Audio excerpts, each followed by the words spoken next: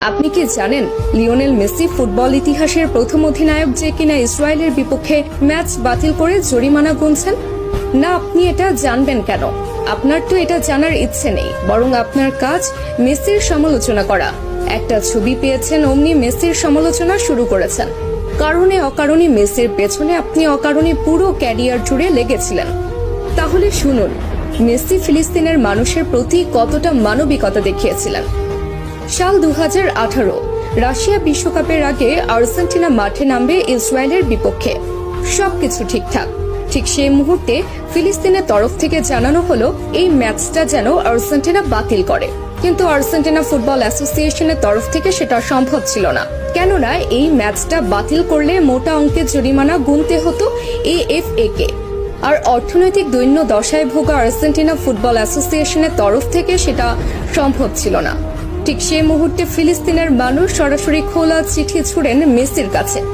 Argentine অধিনায়ককে অনুরোধ জানানো হয় ম্যাচটা যেন বাতিল করে, এবং মেসি তাদের অনুরোধে সাড়া দিয়ে ম্যাচ বাতিল করেন এবং নিজ পকেট থেকে জরিমানা পরিশোধ করেন আর্জেন্টাইন ক্যাপ্টেন।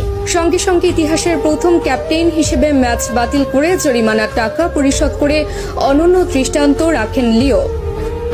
এবার বলুন, কোন মেসিকে নিয়ে সমালোচনা করেছেন? কতজন মানুষ এইভাবে নিজ পকেট থেকে জরিমানা গুনেছেন ফিলিস্তিনের জন্য, বলুন তো? এরপর যদি মেসির সমালোচনা করেন, দয়া করে আয়নায় মুখখানা দেখবেন। এবার আসি এই ছবির ঘটনায়।